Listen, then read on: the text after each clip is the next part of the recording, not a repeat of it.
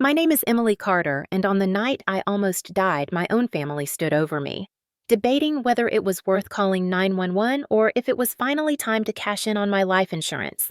I remember the cold ceramic tile of my mother's kitchen floor pressing against my cheek as I struggled to breathe, my heartbeat like a hammer slamming inside my chest, my fingers twitching uselessly while the edges of my vision darkened into a tunnel of panic and disbelief. I had collapsed after a heated argument with my younger sister Kelly about money. But it was not just any money, it was the $850,000 sitting in my life insurance plan, a policy I bought years ago so that no matter what happened to me, there would be enough to cover medical bills' final expenses, and maybe one day make someone I loved feel secure. But as I lay there helpless, gasping, fighting for oxygen and consciousness, I realized something soul-crushing. The people who were supposed to love me were staring at me not with fear for my safety, but with calculation. Kelly wasn't panicking. She wasn't even crying. She was rifling through my purse, ripping out my insurance card and wallet while shouting at my mother Linda that they needed to act fast before I woke back up. My mother's voice was eerily calm considering her daughter was dying on the floor. She said with a chilling certainty that made every hair on my body rise, "Tom, get the papers." She spoke like she was ordering a cup of coffee. My stepfather Tom towered over me, arms crossed in satisfaction like a predator who had finally cornered wounded prey. "This is what happens when you don't listen," he grunted, and then he kicked my ribs hard enough to make a crack or maybe rupture something inside. I could not scream. I could barely move. But I felt tears spill down my face as my mother's shoes clicked closer and her face hovered above mine, twisted with cold impatience. "Emily, stop pretending you are so fragile," she hissed. "We asked you to change that insurance beneficiary months ago. You should have listened, and now look at the mess you've made." I wanted to scream. I wanted to claw at the air. I wanted to ask why. What did I do that was so unforgivable, except exist and protect what little I had earned in this world? But my body betrayed me, and all I could do was tremble like a dying animal while they discussed whether I was still breathing too much. Kelly stood with my insurance folder in her hand and said through clenched teeth, "She's still alive. Are you sure we shouldn't just call for help?" And Tom snapped back, "No, no help, no hospital, no witnesses. If she dies naturally, it pays faster." Naturally, they were going to let me die. They were going to watch me suffocate and wait for the payout. My brain screamed while my mouth and lungs refused to obey. When Brandon Kelly's boyfriend strolled in late, smelling like alcohol and cheap cologne, he didn't even look surprised. He smirked and said, "If she stops breathing, let me know. I got a contact who can process the claim even quicker." And they laughed. They laughed over my dying body. My vision pulsed in and out, trying to cling to anything, and I heard Kelly stomp her foot like a tantruming child and shout, "What if she lives, then what?" And Tom replied with a voice that will haunt me forever, "She won't." He knelt beside me, gripping my chin, forcing my eyes to meet his so I could see the hatred in his. He whispered, "Die already. You're worth more dead than alive." He let me drop, hitting my head a second time, and I felt a warm trickle of blood run down into my ear, my body jerking, my lungs burning, and my heart thundering in sheer terror. Suddenly, a voice from the doorway sliced through the darkness. "What the hell is going on here?" Harris Miller. My elderly neighbor must have heard the crash and came in alarmed, his eyes wide as he spotted me collapsed and struggling. He rushed to my side and yelled, "Call 911 now!" And when Tom stepped forward, threatening, Harris swung his cane like a bat and shouted, "Don't you touch her!" While the family tried to stop him, Harris grabbed his phone, dialing emergency services with trembling hands. I felt his palm warm and steady on my shoulder. "Stay with me, Emily. Stay awake," he begged. But my body felt too heavy to obey as the room dimmed and the voices faded. My last memory before slipping into the suffocating dark was my mother groaning in frustration and saying through clenched teeth, "Damn it, Harris, mind your own business." The sirens were already getting closer, and in that moment when their plan began to crumble, a single thought pulsed through my fading mind like a final heartbeat. I will survive, and I will make them pay. When I finally opened my eyes again, I was staring at the bright ceiling lights of a hospital room, and the constant beeping of machines told me one thing: I was still alive. And my family was not getting a single dollar of my life insurance. I felt groggy and weak, every muscle in my body throbbing with leftover terror. But I was alive, and that meant I still had a voice. They thought I would die. They thought I was disposable. They thought my heartbeat would become their payday. And when I realized how close they came to getting what they wanted, something inside me snapped into place like a lock finally turning into its rightful position. My entire life, I had allowed them to treat me as a resource, a backup wallet, a silent punching bag. But I would never again allow them to treat me as dead weight on a kitchen floor. My story is not just about survival. It is about rising up from the very moment they decided I was worth more dead than alive, and choosing to fight back even when every bone in my body ached and every breath reminded me how fragile life truly is.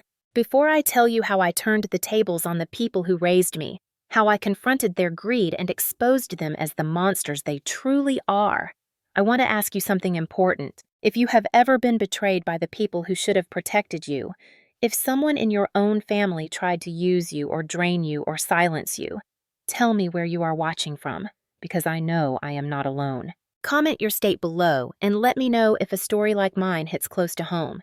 And while you are here, make sure to subscribe if you believe that no matter how dark things get, nobody deserves to suffer at the hands of their own blood. I am going to walk you through the truth piece by piece. Not the lies they told the nurses, not the fake concern they showed when the police walked in, but the real story, the one where I fought for my life, and then fought for justice. Because what happened next is what none of them expected. I began to remember everything. I remembered Kelly digging through my purse. I remembered Tom pressing his boot into my side. I remembered my mother telling them to wait for me to die. I remembered Brandon smirking at my struggle to breathe. And I remembered the exact moment I realized that the people standing over me were not family. They were predators, and I had been their prey for years. But they made one fatal mistake. They did not take my last breath. They did not kill the part of me that refused to be erased. They did not silence the truth. And that truth would become the reason they lost everything. When I was strong enough to speak to the doctors, I asked the question that would shape everything that happened next. Who brought me here? When they answered Harris, my neighbor, the man who barely knew me had done more to save my life than the people I was raised with. A stranger cared more for me than blood. That was the moment I vowed that if I lived through this, I would never owe my family anything again, and I would never let them hurt me again. They were going to learn what happens when the woman they thought was weak stands back up and holds them accountable for every bruise, every lie, and every greedy thought they whispered over her dying body. They wanted my death, but what they were about to get was my justice. I wish I could tell you that what happened in that kitchen was the first time my family had hurt me, but the truth is that moment was the final chapter of a book they had been writing across my skin and heart since I was a little girl. Growing up in that same suffocating house, survival meant silence and love was something you begged for instead of received. I used to believe that all families were messy, but deep down, I always knew something about mine was broken in a way that could not be repaired. My earliest memories are not of birthday parties or laughter. They are of my stepfather Tom's hand grabbing my arm too tight, and of my mother Linda watching without a flicker of concern because she was relieved to have someone else disciplining the inconvenient child she never truly wanted.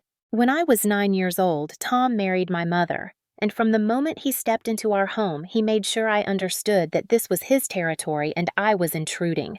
He would shout at me for breathing too loud, for walking too slow, for existing in the wrong room at the wrong time. And every cruel word was rewarded by my mother's silence, her folded arms, and her eyes avoiding mine, letting me know she would never choose me. Kelly was born 2 years later, a beautiful little girl with dimples and bright blue eyes, and suddenly the world revolved around her. My mother adored her like a golden trophy, and Tom spoiled her like a princess. And I became the cheap knockoff toy shoved into the back of the closet. While Kelly was smothered with love, I was told to toughen up. While Kelly received new clothes every season, I wore thrift store uniforms.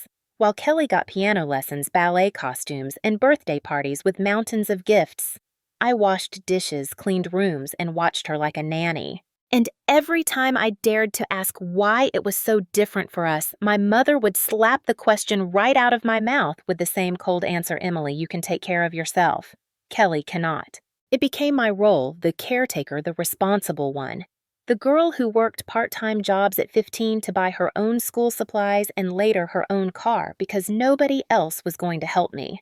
Meanwhile, my sister changed majors and dropped out repeatedly with our parents writing checks to fix every mistake she made.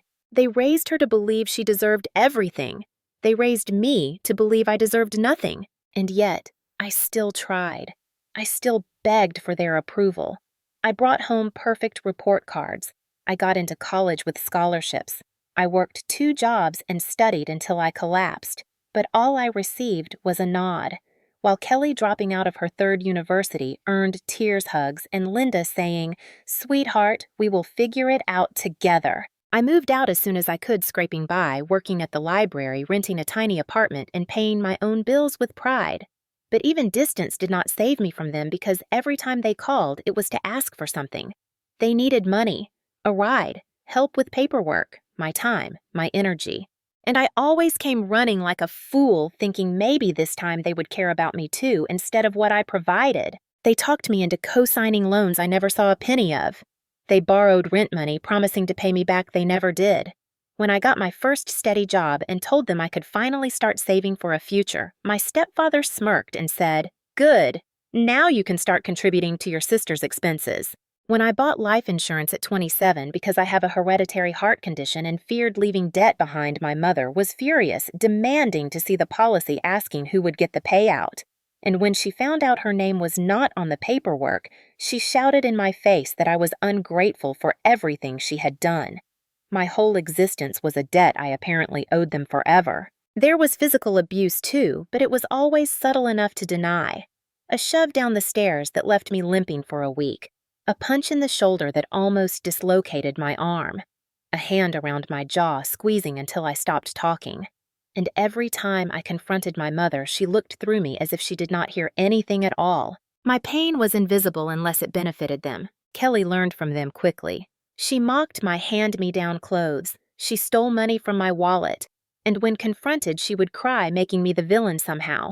Tom would storm in and yell at me while she hid behind him with fake tears glistening like diamonds. It was a brilliant performance, and they applauded every single act. I grew up believing that if I just tried harder, I would finally earn a place in this family. But the truth is, I was never meant to belong. They kept me around because I was useful, because I could be milked dry. And when they realized I was worth more dead than alive, that usefulness became a motive for murder. The night I collapsed was not a sudden explosion of cruelty. It was a storm that had been building for decades. Every insult, every bruise, every time they chose Kelly over me was a step toward that kitchen floor where they thought my story would end. But they underestimated the resilience of someone who had been fighting for her life long before her heart began to fail. They had shaped me into a survivor. And now that I finally understood the real enemy was the family I had tried so desperately to love, nothing in this world could stop me from cutting them out of my life permanently, including their plan to bury me 6 feet under just to collect a check. I had spent my entire childhood thinking they held the power, but the day I woke up in that hospital bed, I realized the power was mine because I knew the truth, and I would make sure the rest of the world knew it too. The days before I collapsed in that kitchen were a slow countdown to disaster, though I did not see it then. I only felt the pressure like an invisible hand tightening around my lungs a little more each day until breathing became something I had to remember to do instead of something automatic. It all began when Kelly showed up at my apartment unannounced, flinging the door open without knocking like she owned the place, tossing her purse on my couch and pacing like a caged animal drowning in anxiety. She had spent the past month spending money she did not have. Like it was a sport designer, bags, fancy drinks, weekend trips with her boyfriend Brandon, who always insisted he would pay but never actually did. And now creditors were calling so often she had blocked half the numbers in her phone. "Emily, I need $40,000, she said, as if she were asking for a cup of sugar. I nearly choked on my coffee. $40,000 for what? And she rolled her eyes like I was the stupid one for questioning her. "Because Brandon is in trouble and it is my job to help him," she snapped. She said it like love made all logic irrelevant, like being desperate gave her the right to rob me. But what scraped a scream at my throat was when she added, "And you have insurance." So what do you even care? I felt the shift then, the way she stared at me, not as a sister, but as a walking bank account, a solution, a prize, and a target. When I refused, she clenched her jaw and stormed out, slamming the door so hard a picture frame fell and shattered. Against my better judgment, I went to our mother's house that weekend, hoping maybe for once she would support me. But Linda immediately took Kelly's side, insisting that I needed to help because family helps family. Those were the same words she had always used whenever they wanted something from me. But when I needed them, they evaporated like smoke, leaving me choking alone in a crisis. Kelly joined the ambush halfway through dinner, dragging Brandon behind her like a show dog wearing his most charming grin. But I could see the panic behind his eyes, the fear of consequences closing in on him. Money trouble rarely comes alone. There is always a threat attached. When they finally cornered me in the living room, Kelly's voice cracked with hysteria. "Just co-sign one loan," she begged, "or better yet, update your insurance papers. Make me the beneficiary in case anything happens." The silence dropped heavy as stone, because that was when everything suddenly became too obvious. They had talked about this. They had planned this. My mother stood behind Kelly, nodding slowly, like changing the beneficiary to my insurance was simply a part of being loved in this house. Brandon spoke next, leaning in too close, his breath sour with desperation. "Emily, you have a heart condition. You never know what could happen. And at least this way your family is taken care of if you go early." If I go early? As if my death was a scheduling option on some calendar. Kelly folded her arms and stared at me with an impatience that burned. "You always find a reason to say no, Emily, and I am tired of being punished for needing help." I stood up, grabbed my coat, and said the words I should have said years ago. "I am not your safety net. I am not your plan B, and I definitely am not your future inheritance." The explosion was immediate. Linda started shouting. Tom came stomping into the room like a bull, and Kelly screamed loud enough for neighbors to hear, calling me selfish, heartless, ungrateful. Every insult her spoiled vocabulary could produce. On my way out the door, Tom shoulder-checked me harder than necessary, almost knocking me off balance. He growled, "You are making a mistake." But I left anyway, my heart pounding like it was trying to escape my chest and warn me of what was coming. I thought I could create distance. I thought they would cool down. I thought wrong. The calls began the next morning. First my mother, then Kelly, then Brandon, each more hostile than the last, demanding that I fix my attitude, fix my priorities, fix my paperwork, fix their lives like I was a mechanic hired to repair their mess. Tom left a voicemail saying, "Let me remind you who made you, who you owe your life to," and I deleted it because I did not owe them anything but my absence, the final straw. The one that drove me back to that house like a fool was when my mother texted, "You better come over tonight. We need to talk as a family or things will get worse." I had lived in fear of things getting worse my entire life, so I went. My mistake was believing worse meant more yelling, more guilt, more manipulation. Worse meant death. When I walked into the kitchen and saw the insurance documents already spread across the table, neat and prepared for my signature, I realized they did not want to talk. They wanted to corner me and sign away my worth. When I said no, Kelly shoved me, her hands shaking with rage. Tom grabbed my shoulders and Linda blocked the doorway. And suddenly, I was the animal trapped by predators who had been waiting for the perfect moment to strike. My heart gave out in real time, betraying me with a sharp, crushing pain that took my breath and control from my body. I heard the sound of my skull hitting the floor and saw their faces looking down at me like they had been expecting this moment, like they were watching fate finally step in and clean up their problem. I collapsed, and they did nothing, because in their eyes I was only valuable once I stopped breathing. And that was the moment I knew I would never be safe around them again. And if I lived, I would turn their nightmare into reality. I drifted in and out of consciousness, hearing fragments of voices and machines, the sterile smell of antiseptic burning my nostrils, reminding me that I was somewhere between life and death. My body felt weightless, yet unbearably heavy at the same time, like I had been dragged through hell and barely crawled back to the surface. When I forced my eyes open, the room tilted and spun, but I recognized the white walls, the soft hum of hospital equipment, and the sticky dryness in my mouth that tasted like fear. The nurse noticed I was awake and rushed over, calling my name gently as if afraid I would slip away again. I tried to speak, but only a strangled whisper escaped, and she reassured me. You are safe now, but we need you to stay calm. Your heart took a serious hit. I blinked slowly, trying to steady my breath. And then the memories hit me like a brick, my chest tightening all over again. My family standing over me, their cold eyes watching the life drain out of my body. The words die already echoing like a curse. The nurse must have noticed the terror flooding my face because she laid a hand on my arm and said, You are not alone. You have someone waiting who saved your life. That's when I saw him through the glass window. Harris Miller, my neighbor, pacing anxiously, his hands shaking as he spoke to a police officer beside him. The officer was taking notes, brows furrowed in suspicion. And I knew then that things had gone far beyond a simple emergency call. Harris had walked into a murder in progress. The doctor entered next, a serious look etched into his face, and asked me questions about my injuries, my condition, and how I collapsed. But when he gently moved the blanket aside, revealing the bruises painting my ribs and arms, his expression hardened. There were injuries in different stages of healing marks that told a story of violence repeated not just once. He asked quietly, Emily, Did someone hurt you? And tears welled in my eyes as I nodded, because lying would only protect the monsters who left me for dead. He assured me the police are going to want a statement, but you do not have to talk until you are ready. We will keep them out until then. I thought he meant my family, but when he opened the door, the first person trying to push through was my mother, Linda, faking panic, her voice raised in theatrical concern. Emily, sweetie, are you okay? We came as soon as we heard. Harris stopped them, arm outstretched, and barked, You do not get to pretend. He had fire in his eyes, a righteous rage, and my throat tightened with gratitude. The officer intervened, separating them from the door, and told them sternly that no visitors would be allowed without medical clearance. Tom puffed his chest, demanding access, snorting, We are her family. We have rights. And the officer stared him down, replying, Not if you're the reason she's here. That was when Linda snapped her mask of concern, shattering into raw anger.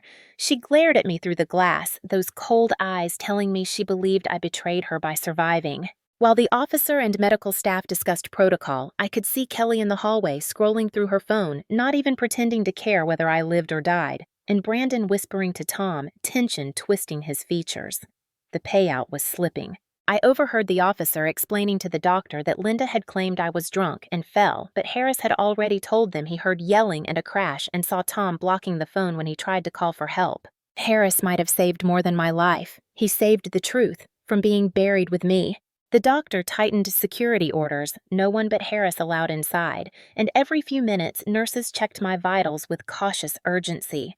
My heart was still unstable, each beat reminding me how fragile the line between life and death really was. Late that night, the door creaked open and Harris stepped in quietly, his voice rough with worry. Emily, they tried to stop me from calling 911. They were waiting for you to die. He said it like those words tasted rotten. I nodded because I remembered every horrifying second. I remembered Kelly yelling not to call for help, Tom kicking me while I lay there helpless, my mother deciding my worth by a number on a policy. Harris leaned closer and whispered, I told the police what I saw. They are opening an investigation, but they need more. And I realized that the burden of proof the battle for justice was only beginning. My heart monitor beeped faster, panic threatening to swallow me. Harris squeezed my hand. You are a survivor. Do you hear me? And survivors fight. Back in the hallway, I could hear my mother's shrill voice rising again, demanding control over my medical decisions, insisting she was next of kin. And when the staff denied her, she threatened to sue them all for mistreatment. Tom cursed like a frustrated animal. Kelly whined that they had things to do. Brandon paced like a man realizing the payout might be slipping through his fingers. I closed my eyes, feeling my pulse thunder in my ears, and promised myself I would not let them win. I would not let the people who tried to kill me be the ones to walk away with my future. I had no strength to run, no voice to scream, no power to protect myself that night.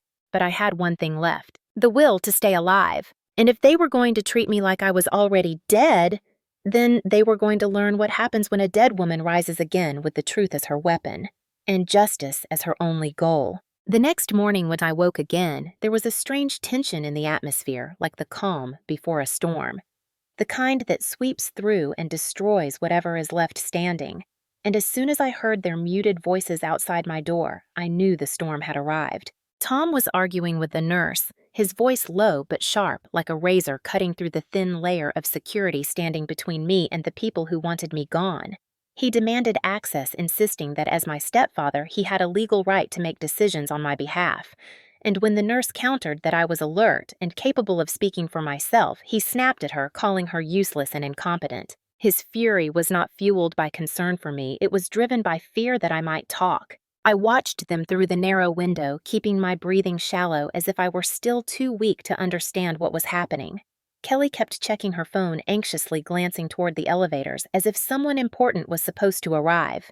And when Brandon finally rushed out of one, he was holding a stack of papers and grinning like a gambler holding a winning hand. My mother, Linda, immediately grabbed the papers and marched toward the doctor's station, saying loudly that she needed to update my medical directive and insurance information because I was not in a condition to make decisions anymore. The doctor stood firm, staring her down with disbelief as she tried to convince him I was mentally unstable.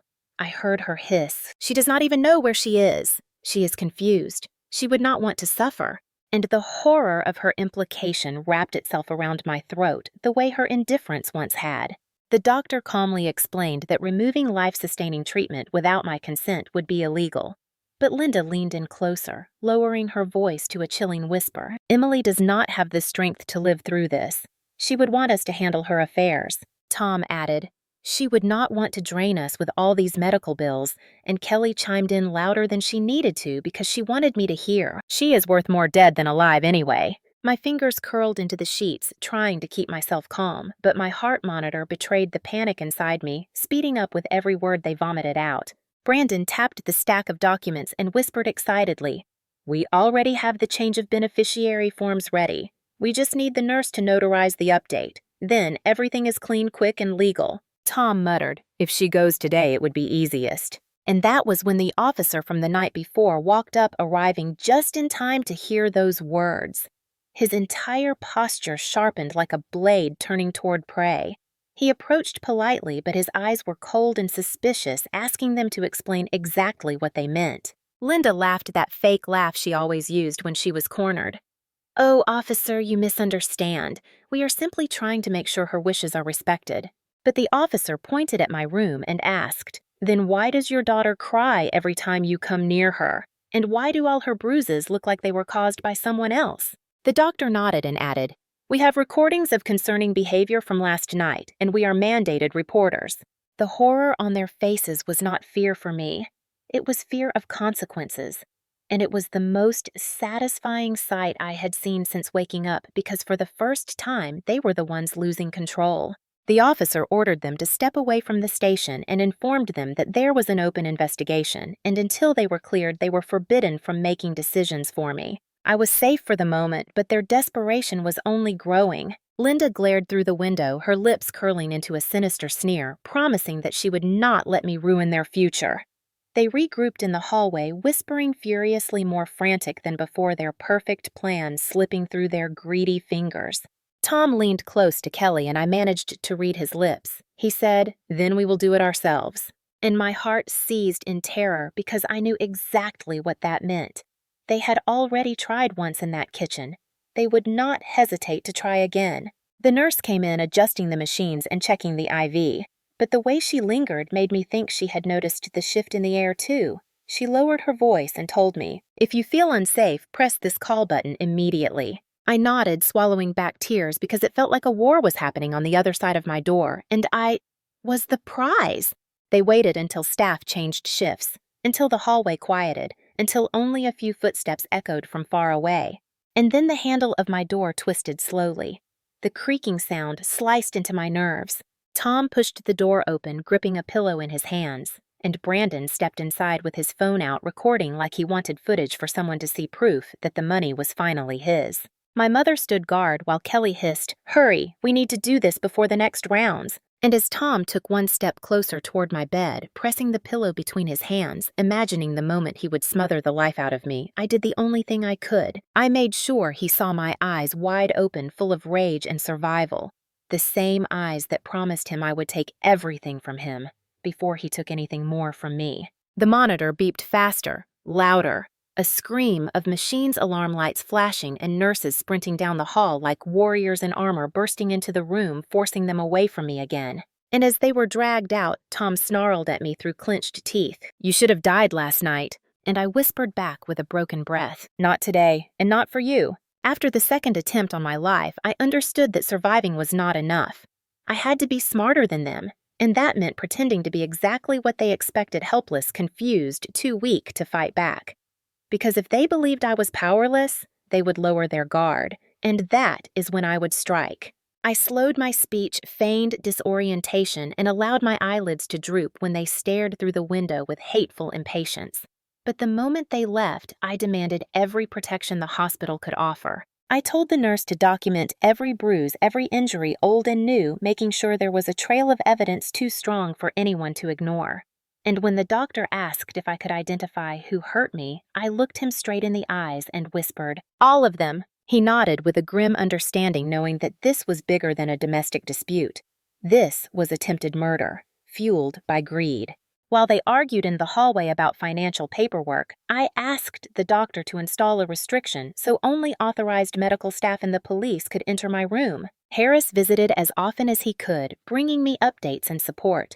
And when he sat beside my bed with tired but determined eyes, I realized I had something my family would never understand: loyalty without conditions. I asked him in a shaky voice, not because I feared, but because I needed control: "Harris, can you help me contact a lawyer?" He squeezed my hand gently and said I already did. "Her name is Rachel Kim. She is good, very good, and she hates cases like this," with a personal fury. Rachel arrived that evening dressed in a dark suit with an expression like polished steel. She spoke to me privately, her voice calm but edged with fire as she described exactly what we would do to ensure my family never touched a cent of my insurance. She explained that Linda had already attempted to fraudulently modify my beneficiary designation using forged consent, which was a federal crime, and that Tom and Brandon had both interfered in emergency medical decisions, which could classify as attempted manslaughter depending on how the investigation unfolded. Rachel asked if I could recount the events, and even though my heart pounded like a fist trapped in my chest, I described everything: the kitchen floor, Kelly grabbing my purse, Tom kicking me, Brandon smirking, Linda telling them to let me die. Every word was recorded, and it felt like placing bullets into chambers of justice. Harris informed Rachel about how they tried to stop him from calling 911. On describing Tom's stance in the doorway, his hostile behavior, his refusal to let a dying woman get help. And Rachel nodded, writing every detail down like ammunition. Then she gave me the most important advice of all: stay quiet about the plan, pretend you remember nothing, pretend they still have a chance. At first, the idea of playing dumb made me feel dirty, as if I was still submitting to their control.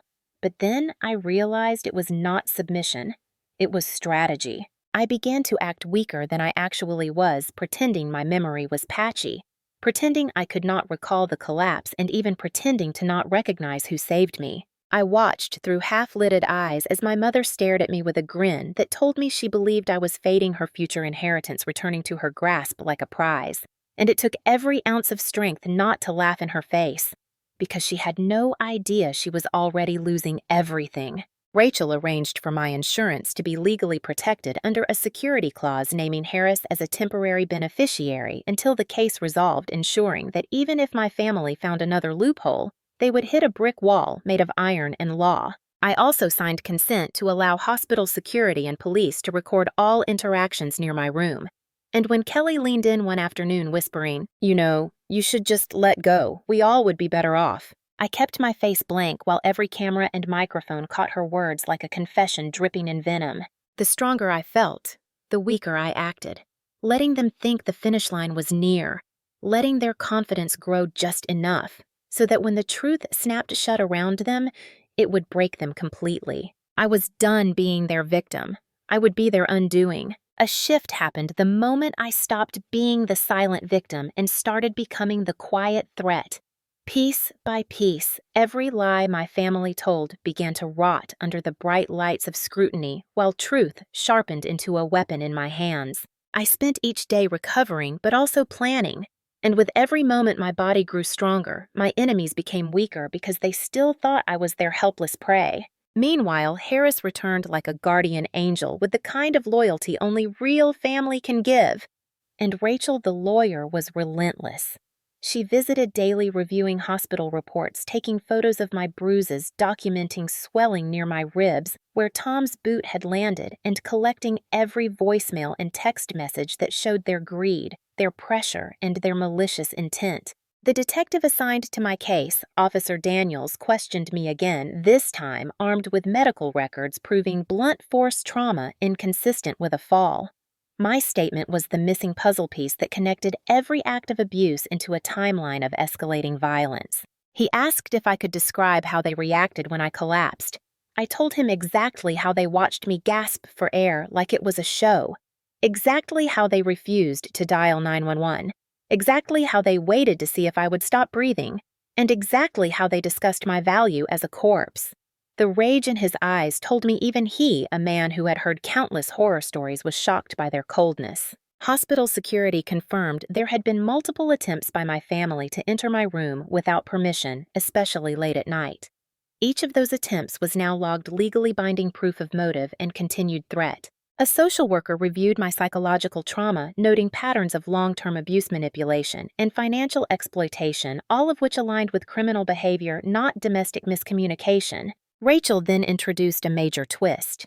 She pushed a court order to freeze all potential financial changes related to me, including insurance, bank accounts, assets, and medical directives, preventing my family from touching anything ever again without triggering immediate criminal charges. And as an additional barrier, we changed my insurance beneficiary to Harris temporarily.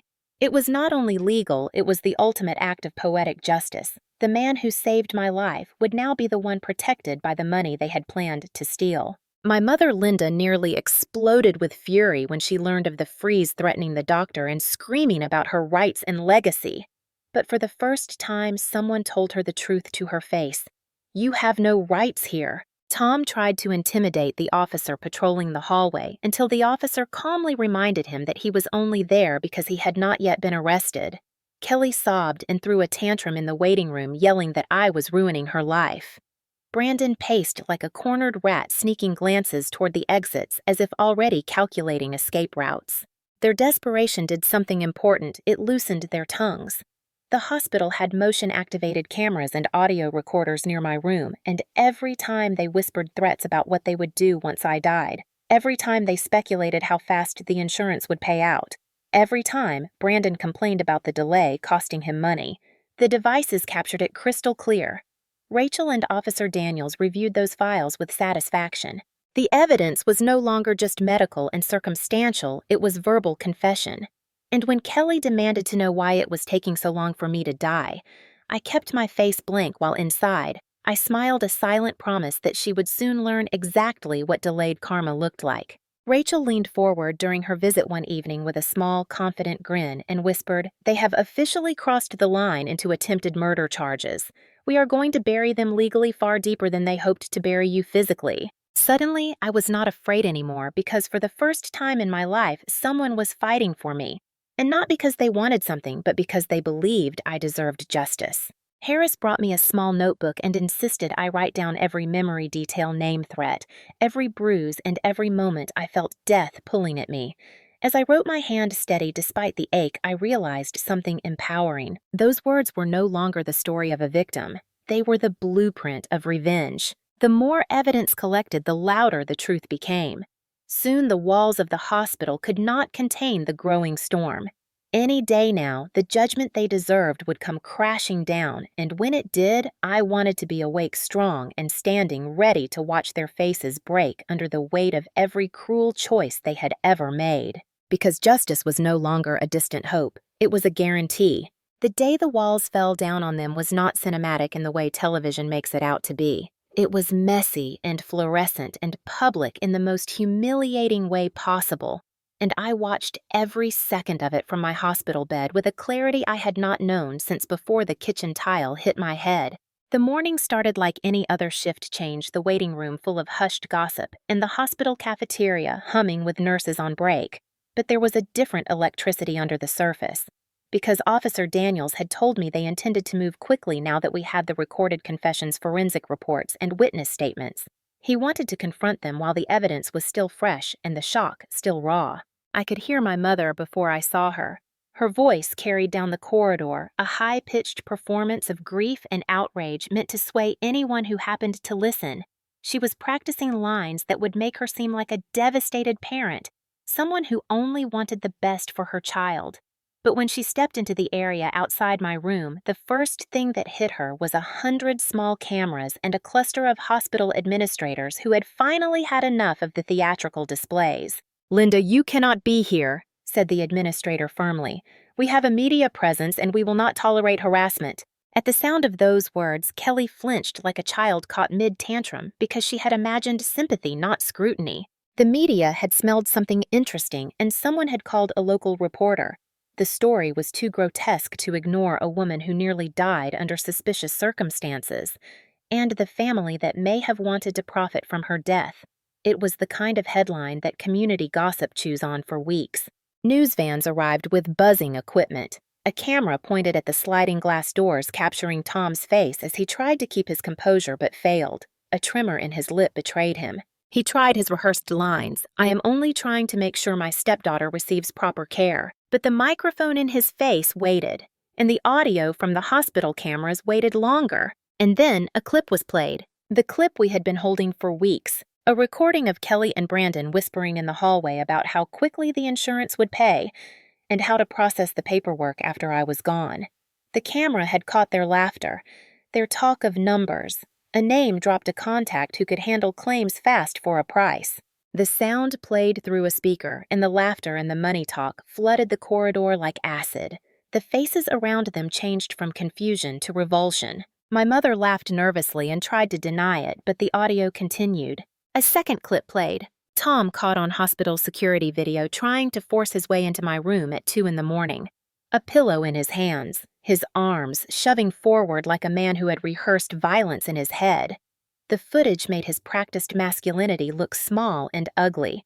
Officer Daniels stepped forward, reading charges in a voice that was not loud but carried the authority of every badge in the room. "You are under arrest for attempted murder, for interfering with emergency medical care, for conspiracy to commit fraud, and for multiple counts of elder intimidation." His words landed like gavel strikes. The crowd hushed, then surged with whispers. I saw their mouths moving, but the world narrowed to the faces of the people who raised me. Linda went white like the hospital sheets. Her hands flew to her mouth as if to stop the words that could have saved her. She started to cry, but the camera zoomed in and captured the performative quality of the sobs, not the pain, and people saw it for what it was, an act. A nurse who had witnessed Tom's attempt to smother me stepped forward and testified on the spot, describing the way he had blocked the doorway and how his hands had moved over me like a thief covering a treasure. Her quiet, composed recounting cut deeper than any angry speech could have. Officer Daniels handed out cuffs. My heart thudded at the sight of metal sliding over Tom's wrists as he tried to spit a curse and still looked like a man who had been taught to believe rage was power. Brandon tried to run, and security intercepted him near the elevators. He shoved a camera operator, and the footage of that shove would be on the evening news by 7. Kelly collapsed into a chair, sobbing in a way that made strangers uncomfortable because there was no audience anymore. Only raw consequence. Rachel stood at my side when the arrests were made and squeezed my hand, a victory earned in the slowest, most painful way possible. She had the calm, composed look of someone who knew that law was not just rules, it was a way to fold up abuse and place it into evidence. I felt dizzy with something like relief and rage mixed together. The community that had looked the other way for years now watched as the people who had hidden behind that house and behind excuses were paraded into accountability. There was an ugly frenzy of neighbors whispering how they had always suspected something but never wanted to get involved. One woman I had watered plants for years stepped back as if the ground had shifted under her feet because there were no easy denials when you had video and text and sworn testimony. The press wanted statements. Linda handed them out at first until she realized the words she practiced fell flat in the presence of a recorder playing Kelly's laughter about money after death. The reporters asked me to say something. And for the first time, I had the strength to speak not as a victim, but as someone clarifying a fact. My name is Emily Carter, and the only thing I want to say is that truth matters and justice is not a favor. The sound of my own voice was strange after being so weak for so long. But when I looked at Tom and then at Kelly and saw the color leave their faces, I felt a satisfaction like the world had finally aligned with the moral shape I always needed it to have. Officer Daniels finished reading the list of immediate charges. Deputies led them away, cameras flashing, neighbors shaking their heads, and I heard someone in the crowd finally shout, "Good!" And the echo of that one word felt like absolution in a place that had held so much denial for so many years. My mother reached for me as they were taken. I thought for a moment she might say something real, but she only mouthed, "I will fix this," and the words looked like smoke, then evaporated, because no one believed her anymore. The hospital case would feed the prosecutors. The prosecutors would feed the civil suits. The bank would freeze accounts. The community would blacklist them. And above all, I would be alive to watch the slow dismantling of the life they expected to inherit from me. It was not a revenge of fireworks and vengeance. It was a slow, precise legal collapse, louder and more destructive than anything they could have done to me on that kitchen floor. And as the squad car doors closed, I felt an emptiness fill my chest where fear used to live, replaced by a still, fierce satisfaction. The people who wanted me dead had been exposed to the light and could no longer hide in the shadows they built around themselves. After the arrests, the machinery of accountability did not stop at cuffs and headlines. It rolled forward into courtrooms, bank vaults, and courthouse lobbies where people in suits finally had the patience to do what anger had started. Rachel moved like a general. She filed immediate civil actions freezing assets. She petitioned for emergency receivership over my mother's property. And she worked with the insurance company to ensure the beneficiary freeze, and the temporary designation to Harris remained intact, while criminal prosecutors prepared indictments for attempted murder fraud and conspiracy. The legal world is a slow machine, but when you feed it proof, it becomes inevitable, and we had proof in spades. Between the security footage, the recorded hallway conversations, the nurse testimony, and my medical records showing repeated abuse, it was airtight. The insurance company launched its own investigation. And when their claims division accountants dug into the changes Linda had attempted to forge, the handwriting analysis and the forged notary surfaced like rotten fruit. I watched from a distance as the company removed my family from any chance of profiting, and the claim was administratively denied pending criminal resolution. That denial hit them like a physical blow. And I admit a small part of me felt vindicated, not because I wanted to see them poor, but because their motive had been to profit from my death, not to love or protect me. The bank froze accounts that had suspicious transfers into accounts held by Brandon and Kelly. And a court order placed liens on the house where they had hosted their selfish little empire. Rachel argued a raft of motions to obtain emergency relief for me, including compensation for pain and suffering and punitive damages. And the judge granted a temporary restraining order preventing Linda and Tom from contacting me or appearing within a certain distance of my home or the hospital. The local prosecutor announced intent to pursue the full extent of charges, and when pretrial discovery started, the defense teams were forced to stare at a mounting dossier that made plea bargaining the only realistic path for some of them. My mother tried to hire a high-profile attorney, but under the weight of evidence and public scrutiny, his firm withdrew, citing conflicts and reputation risk, and from there, the dominoes fell faster. Bankruptcy petitions started appearing from creditors who realized the family had redirected funds in suspicious ways, and Brandon's creditors moved to garnish anything he had left. The civil suits demanded restitution, and when the judge signed orders to seize certain family assets, it meant that the house my mother had so lovingly curated into her fortress of entitlement could be auctioned to satisfy judgments. The best part of the legal campaign was not the money, though the civil awards would make sure my future was secure. It was the principle that a plan to profit from murder could not be whitewashed by tears or excuses. I watched while a forensic accountant traced odd withdrawals from the emergency account I had opened years earlier, and their explanations unraveled into a web of theft. The community that had once been willing to accept polite lies now called them out publicly. Businesses refused to serve them. The reality of social death hit faster than legal sanctions, sometimes far faster than courts could move. And when plea deals were presented, some defendants chose to plead to lesser charges rather than face trial, where all the recordings and witnesses would lay bare every calculated whisper they had made about my corpse. The sentences included prison time, fines, restitution, and community service. And for those ordered to pay the money, the courts granted liens and structured payments to ensure that the funds would go to compensation and to the battered women's shelter I designated to receive part of the life insurance proceeds. Because I was not going to let the money feed the same system that taught greed to my family. It was poetic justice and deliberate restoration in one move. The day the judge signed final orders sealing many of the civil judgments, I walked out of the courthouse with Rachel and Harris by my side. And I felt not only relieved, but alarmingly whole, as if the slow, careful law had reassembled me piece by piece into someone free from the weight of their demands. The aftermath unfolded in ways that were at once petty and profound. Their social world collapsed first, then the legal and financial structures followed, and I watched with a steady, detached sorrow that had room for a little vindication. Linda found herself ostracized, her friends no longer returned calls, and the PTA moms who once greeted her with warm smiles crossed the street when she walked down Main Street. She went from hostess of neighborhood brunches to a figure people whispered about, and the shame hovered around her like a visible fog. Kelly lost her job after the local paper ran a piece about the arrests, and an employer unwilling to be associated with scandal let her go.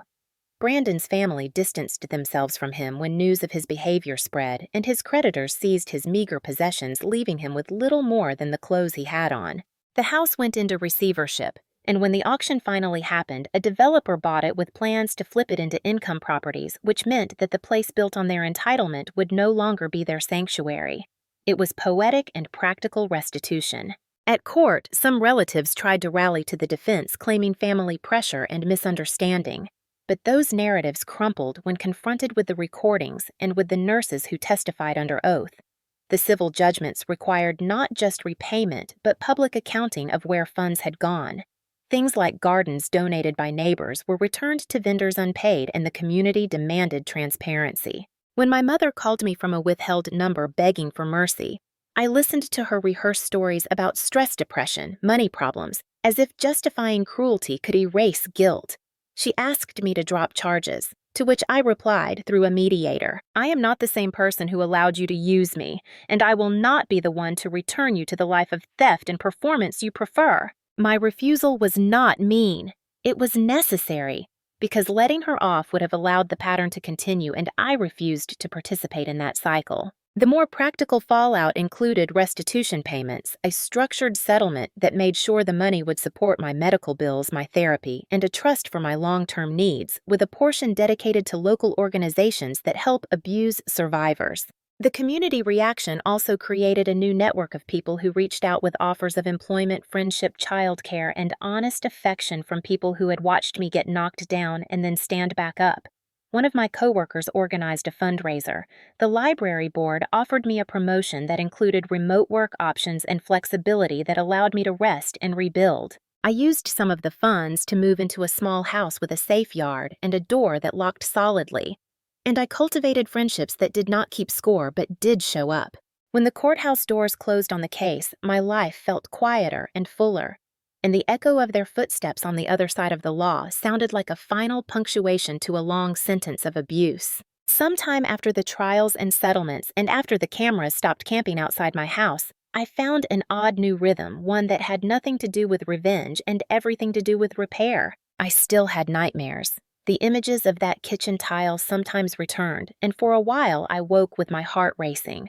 But those nights became fewer, and my days more intentional. I began therapy with Dr. Morgan, a trauma specialist, who taught me to recognize the difference between accountability and retribution and how to let the law do its job while I learned to live again. I reconnected with Harris in a way that was both tender and practical.